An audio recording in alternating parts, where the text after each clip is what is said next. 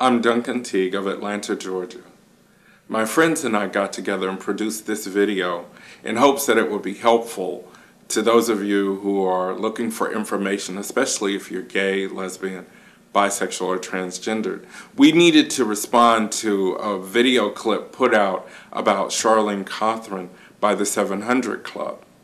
At the end of the video, there's going to be several resources listed that could be, really helpful to you. I am Reverend Dr. Kathy Martin. I am the Minister for Multicultural Outreach at First MCC in Atlanta. I'm also the Minister for Pastoral Care and Counseling at the Victory Church in Stone Mountain. When I saw that clip with Charlene Cothran and the 700 Club, initially I was just very upset. Not so much at Charlene, but I almost felt like she was a victim. I felt like she was almost a victim, and we ended up becoming victims by extension. But she was a victim of erroneous and faulty and damaging biblical interpretation. When I thought about her and I listened to Pat Robinson and I thought about her reasonings for why she said she came to this realization of change, I thought about how damaging it is that we've allowed bad biblical interpretation to influence our life so much. I remember when I went through that myself, being born and raised in the church, and having to deal with people in the church being upset when they found out that I was the same gender-loving person. One person even stayed home from work the day she found out that I was gay because she thought I was just going to be, Skid Row or something. However, that's not our reality. And that's why I had so much pain about seeing that. I took it as somebody called by God to spread love and justice and truth in the world.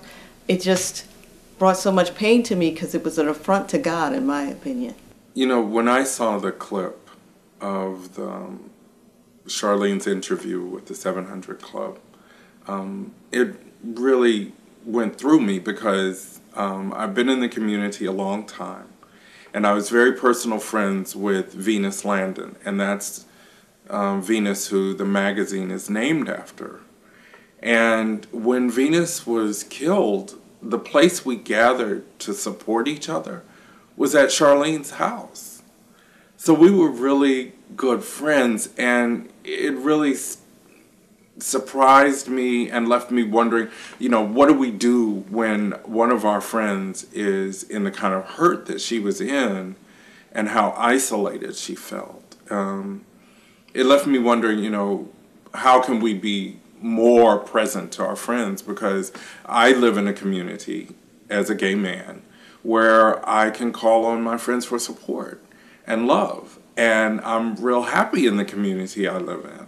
I can remember when I was a young person trying to figure this whole thing out.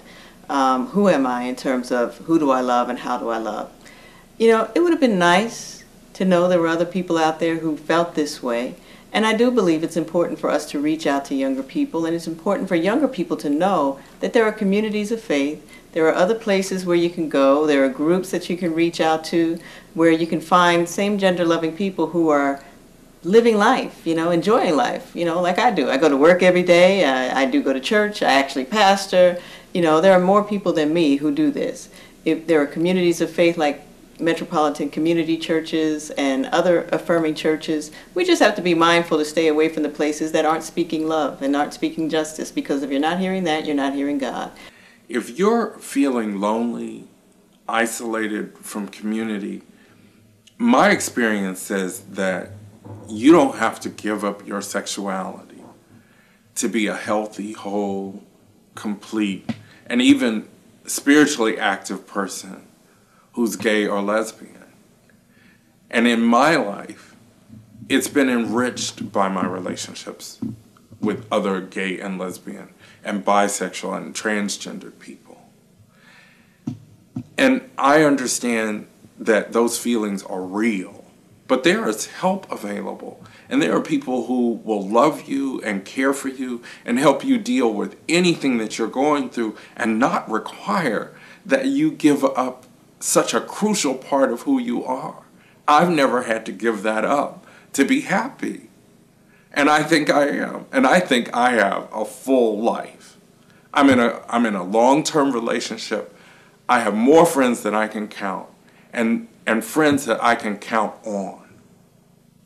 And so that's why I want to participate in this. That's why I want to make sure that if you're feeling, those horrible feelings and those confusing feelings, that there are resources out there, and they won't necessarily lead you to feel like you have to not be who you are.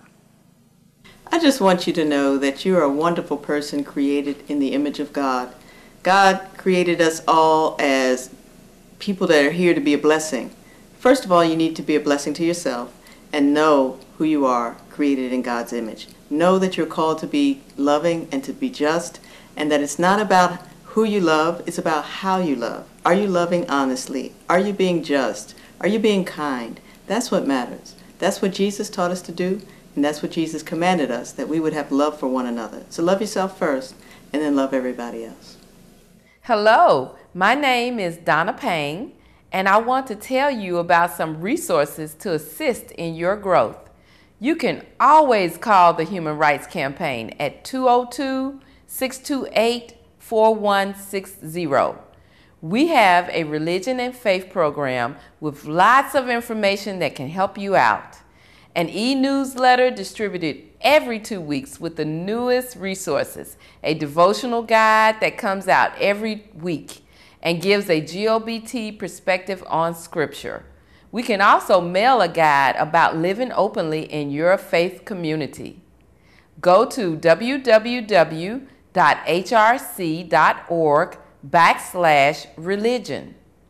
We also have a resource guide for African Americans coming out. Go to www.hrc.org, coming out, and then hit Communities of Color on the left side. There is a list of religious organizations, churches, websites at the end of the booklet. It is also available by mail. There are many resources out here for you.